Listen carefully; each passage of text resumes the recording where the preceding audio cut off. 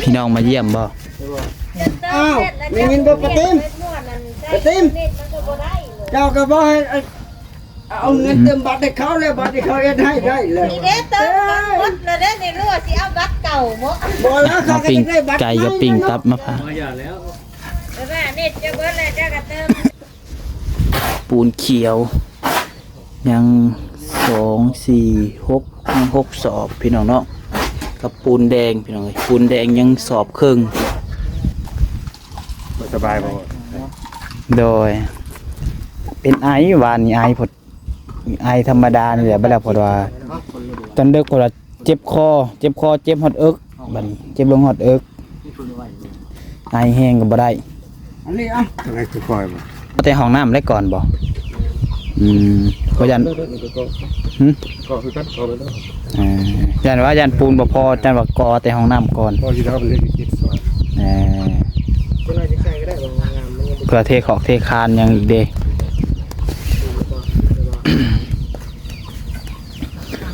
ว่าก็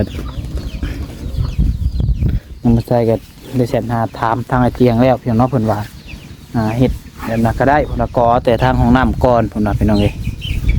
ยันปูนมันบ่พองบทางง่ายเพิ่นก็เปิดเกลี้ยงแล้วพี่น้องยังแต่นำไอเสียงบ่แต่ว่านำไอเสียงก็จักว่าเปิดแต่ก็ยังบ่ฮู้พี่น้องเนาะเพราะว่าบางทีอาจจะยังจะงบค่าสร้างบ่พี่น้องเอ้ยเนาะเพราะว่าย่านมันปูนบ่พอหั่นแหละพี่น้องเนาะแค่นั้นบ่ก่อเบิดเลยแกเนาะ14หลายคนมันก็เห็นดีน้ำอยู่พุ่นน่ะก่อแต่ห้องน้ำตัวมันจำเป็นก่อนเพราะมันได้ใช้ก่อนเนาะ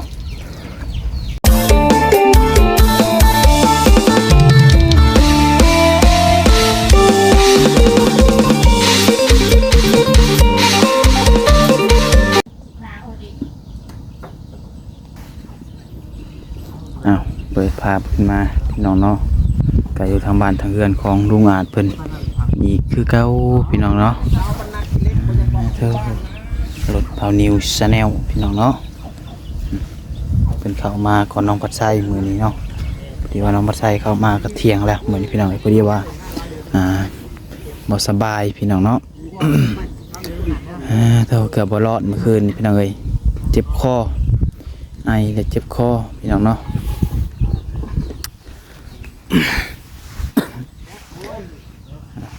กราบทักทายสบายดี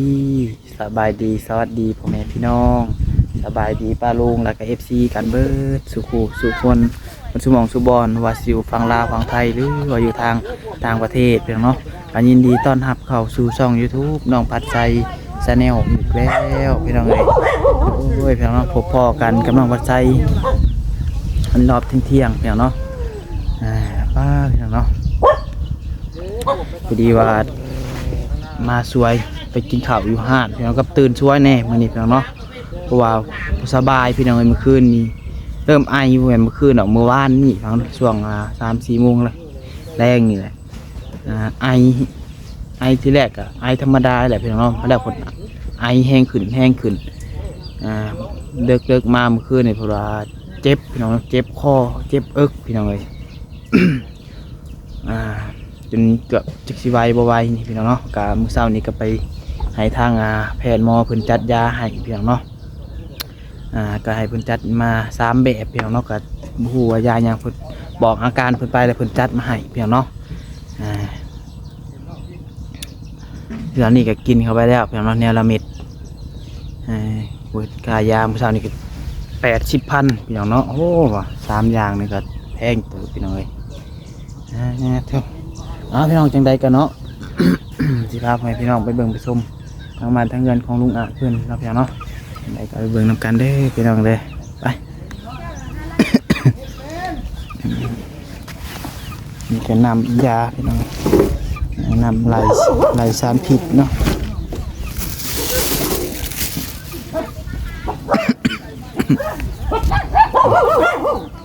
หลดลายแทบมือนี่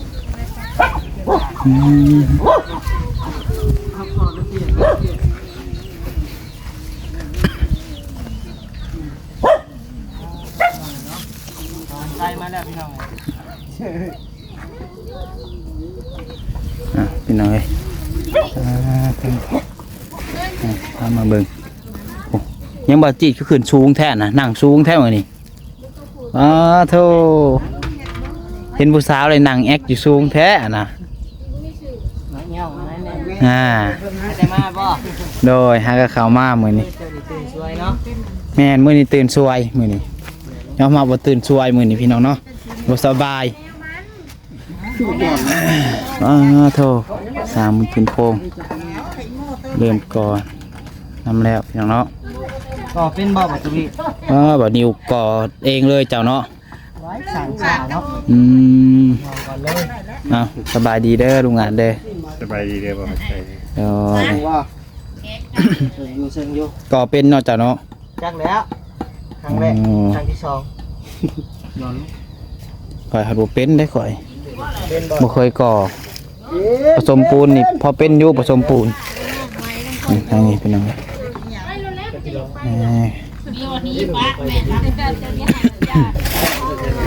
กินข้าวแล้วบ่ลุงงาน ได้แล้วก็เห็นได้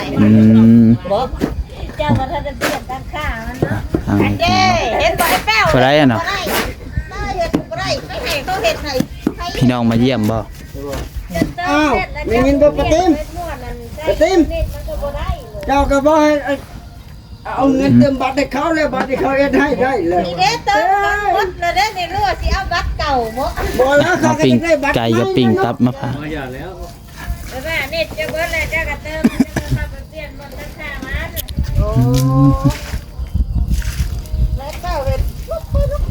มันสร้างยาวเป็นพี่น้องเนาะ เนี่ยบ่ นี่ปกติเฮ็ดบ่เข้าแล้วนะนั่นคนตีปลาสลัด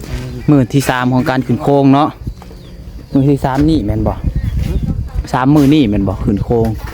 แล้วเลยเด้ ได้แล้วบ่โอ้ นี่แต่ถ่าพอกับตะปูกับปันลม โอ้มุงได้เลย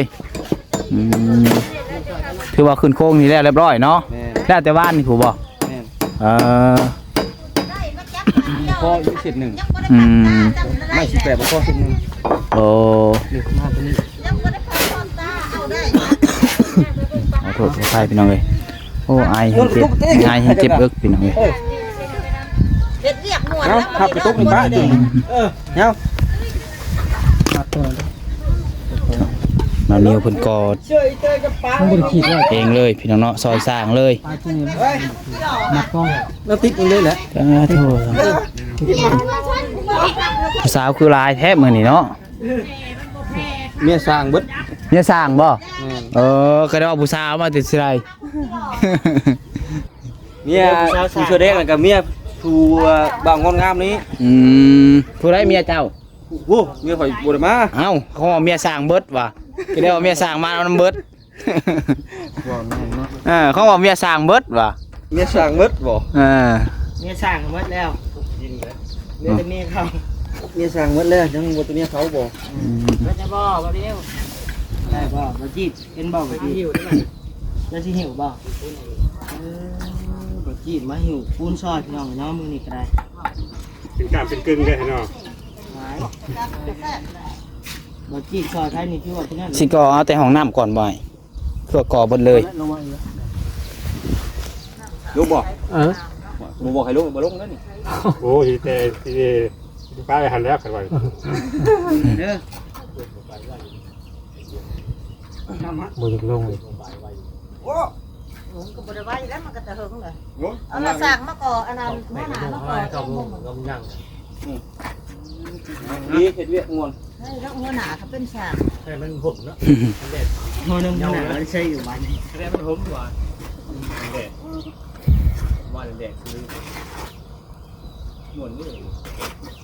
ปูนนี่บ่อยากหักเนาะ โอ้ยมันติด มันบ่อยากดูดเนาะในไหนปูนในนี้หักบ่ พอแล้วน้ำมัน ก็เป็นตีปูนเลยพี่น้อง ว่าแล้วก็ว่าแล้วโหดว่า ดินก็เอาขาวเต็มเรียบร้อยหากระสังเกตได้นี่ ถ้าก็สังเกตเลย หากระสังเกต ถ้าก็สังเกตถ้าก็เห็น โดยเอาขาวแต่บ้านนี่ จะแรกวานนี่ เอาแพ้เอาขาว เอาเขาวัตถุคนนั่นแหละ ซอยกันบ่ ซอยกันที่ไหนก็ซอยกันซอยกันวัตถุคนเลยสี่ห้าคน เรื่องกล้องบ่มีคุณ เกือบไปได้เนาะ โยใคร ซอ จะ ย เห็น จังห ก่ วะ อน เนาะ ว่าจะใช้น้ำมันทั้งพอดตัววันนี้แล้วก็บอกเดียวจุดตาม เดี๋ยวก็บ่อยากอยู่เนาะ หลายคนอยู่พี่น้องกอก็ได้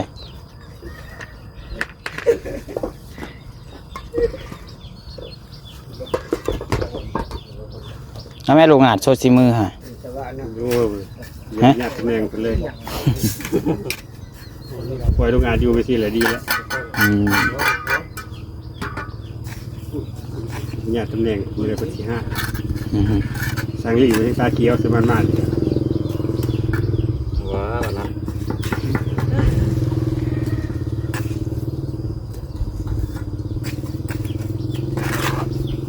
อาเทียบไปบอก ได้บ่บางงาน เพียรหน่อยนึง ดีเนาะ ปูนยังหลายสอบเติบบลูกงานเบิกเนาะ ว่า มือใหม่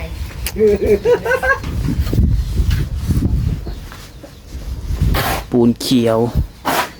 ยัง2 4 6ยัง6สอบพี่น้องเนาะกับปูนแดงพี่น้องเอ้ยปูนแดงยังสอบครึ่งอืม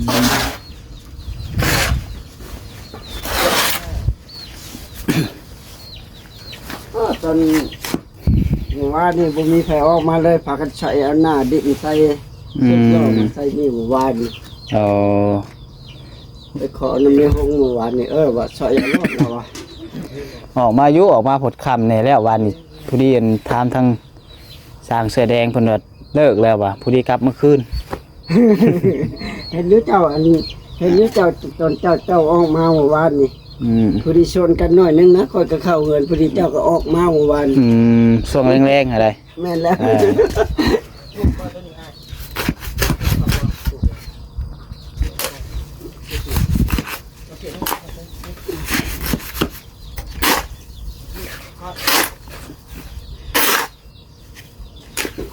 น้องก็ทุกข์คือการมันนี่แหละไปนี่ตลอด พี่น้องเนาะเริ่มนักหัวขึ้นน้ำหัวขึ้นแล้วแต่สิถ่ายจบคลิปนี้เลยบ่พี่น้องเอ้ยกินยาเสร็จแล้วอยากนอนบัดนี้ อ้าวโมเมนต์นั่นเขาขอตะปู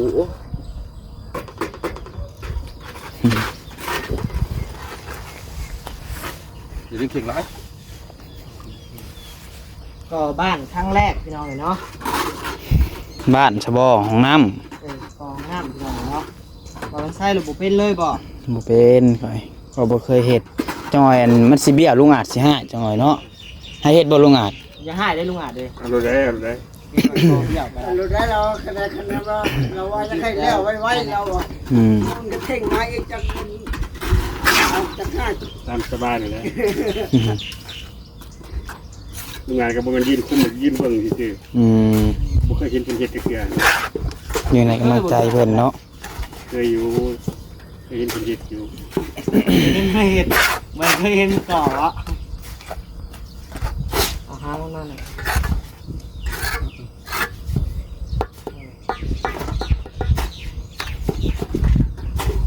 มีหางบ่อน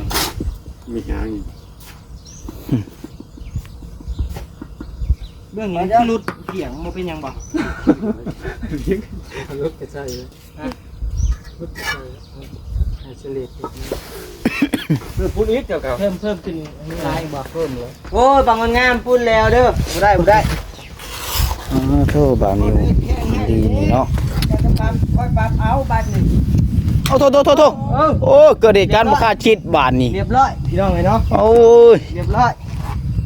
แปลกเลยบ่จัก เลื่อนเลยพี่น้อง ฮึม สบายดี ใช่เนาะ โอ้ย ตื่นสวยเจ้าเนาะมือ ข่อยไข่บ่สบาย ข่อยเจ็บกระเพาะประมาณ อืม ก็จะตายข่อยไปไหนเนาะ มีการจะจบคลิปหรือบ่นี่นักหัวขึ้นเลย ใครกับไข่ได้เนาะพี่น้องเนาะเดี๋ยวนี้เนาะ กินยาใส่กินนี่แหลกนอนบาดนี้นำก็ พี่น้องเนาะขอโทษขออภัยนำเด้อพี่น้องเด้อจริงๆกล้องมันตกพี่น้องเลยเนาะลมพัด บ่สบายบ่ โดย เ เป็นไอหวานนี่ไอผดไอธรรมดานี่แหละบ่แล้วเพราะว่า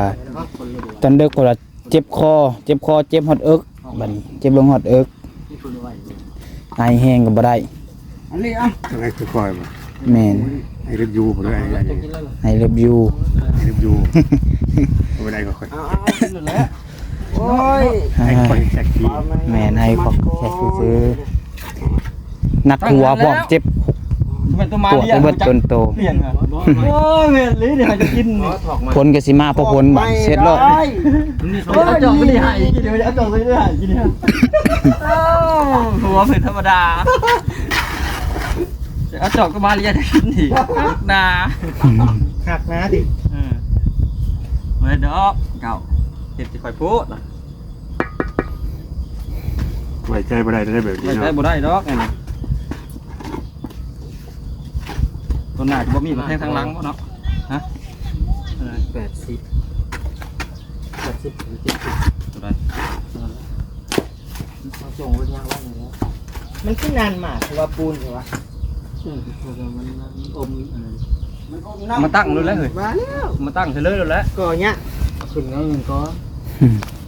ขึ้นซับซ้อน เป็นเขาตั้งแล้วก็ก่อน ต้องประกอบแล้ว ตัวได้เลย80บ่เลย ยังไม่เปิดประกอบเลยเบิ่งให้ทั่วมีแต่ นี่ ดี 80 ประกอบมันได้เหมือนก่อนหนึ่งเลยคืนก่อน ก่อนนะครับอันนั้นแล้วจะเอามาใส่รถ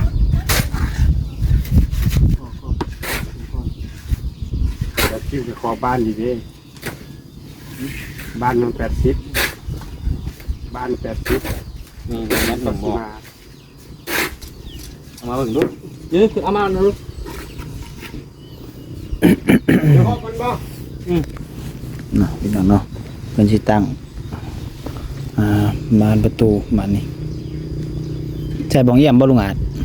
ใช้ปองเดียวทั้งนั้น บ่ทางนี้นี่ บ่มี ห้องน้ำนี่เสียงก็เริ่มเปลี่ยนแล้วบัดเจ็ดโลดเสียงก็เริ่มเปลี่ยนอ่า ดิน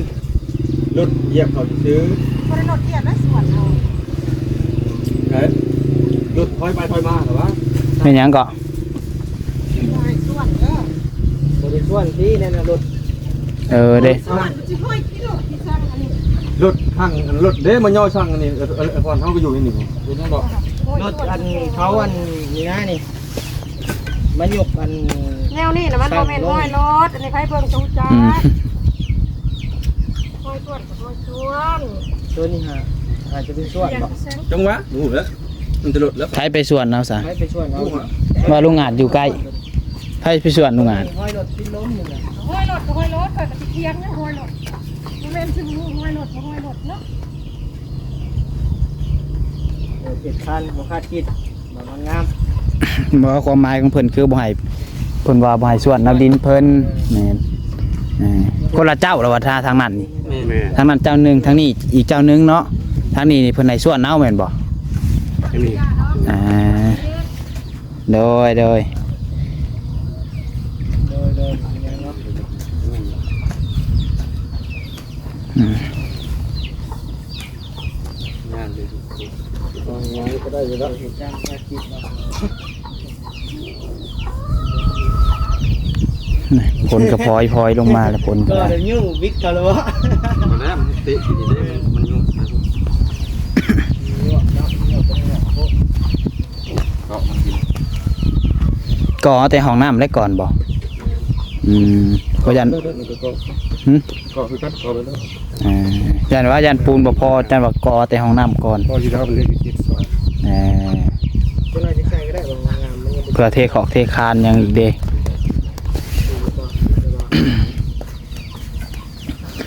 เพราะว่าก็ยังบ่ใช่ก็ได้เสร็จหาถามทางไอ้เตียงแล้วพี่น้องเพิ่นว่าเฮ็ดแบบนั้นก็ได้เพิ่นว่าก่อแต่ทางห้องน้ำก่อนเพิ่นว่าพี่น้องเอ้ยยันปูนมันบ่พอเพราะงบทางอ้ายเพิ่นก็เปิดเกลี้ยงแล้วพี่น้องยังแต่นำไอเสียงบ่แต่ว่านำไอเสียงก็จักว่าเปิดแต่ก็ยังบ่ฮู้พี่น้องเนาะเพราะว่าบางทีอาจจะยังแต่งบค่าสร้างบ่พี่น้องเอ้ยเนาะเพราะว่าย่านมันปูนบ่พอหั่นแหละพี่น้องเนาะคะแนนบ่ก่อเบิดเลยก็เนาะ FC หลายคนมันก็เห็นดีน้ำอยู่พุ่นน่ะก็ว่าแต่ห้องน้ำตัวมันจำเป็นก่อนเพอมันได้ใช้ก่อนเนาะ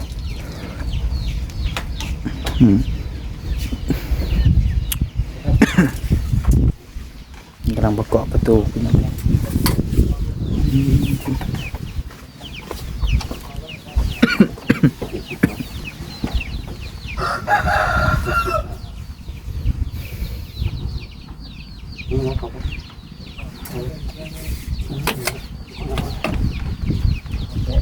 70 คูณเมตร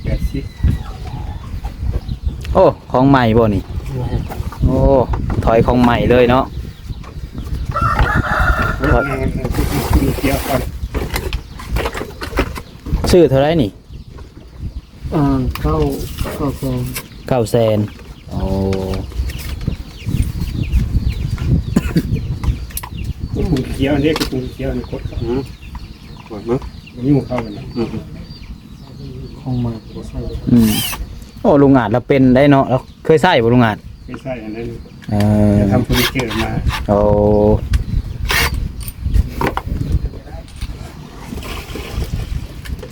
น่าจะผ่านอยู่แต่บ่ผ่านงานก่อสร้าง มันก็น็อตนี่ บอกนี่ก็บอกอันนี้คือรุ่นน็อต มีบ่จีกเอาบ่นะ บ่มีตรงนี้มันก็ไหล น็อตเนาะน็อตจับมันถึงมันเอาไปแทนบ่ หักเครื่องก็เลยนี่มันหักเลยนี่มันจะใช่มีบ่ เห็น เด้ขนาดไหนเหมือนบ่ นี่เขาห่อไว้หัน ว่า นี่ น็อตอันนี้น็อตใส่ดิใส่นี่สีเขียว เขาห่อสำคัญทั้งนั้น พอจะต้องกั้นนี่แล้วเฮ้ย จีเบิ่งดูเถอะลุงอาจเบิดแล้วบ่ หัวเข้าออกมาตรงนั้น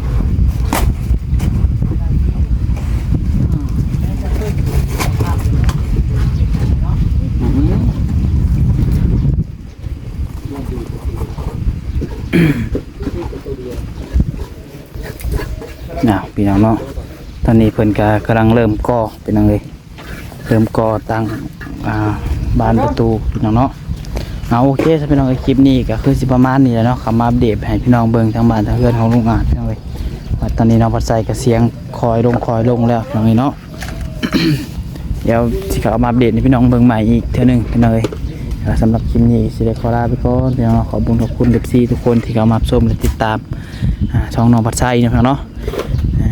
ได้ก็ถ้าหากว่าผิดพลาดประการใดก็ต้องขอโทษขออภัยนำพ่อแม่พี่น้องทุกคนพี่น้องเนาะว่ามื้อนี้ก็บ่สบายแน่พี่น้องเสียงก็สิแหบๆแน่เนาะ โอเคได้พี่น้องเด้อลาไปก่อนแล้วสำหรับคลิปนี้ก็ได้ถ้าเอามีผู้รักผู้ใหญ่ใจบุญทันใดอยากช่วยเหลือเนาะสมทบทุนสามารถทางห้องน้ำห้องครัวทางลุงอาจเพิ่นพี่น้องเนาะก็ติดต่อหาน้องปัจจัยได้เพราะตอนนี้ก็ยังขาดหลายอย่างอยู่พี่น้องเป็นปูนบ่เป็นขอเกาะมุงกระเบื้องบ่แล้วก็หลายๆอย่างพี่น้องเนาะถ้าใครอยากซอยเหลือหรือว่าจะฮู้รายละเอียดก็ทักหาน้องปัจจัยได้นะพี่น้องเนาะโอเคสำหรับคลิปนี้ก็ขอไปก่อนแล้วขอกล่าวคำว่าสบายดี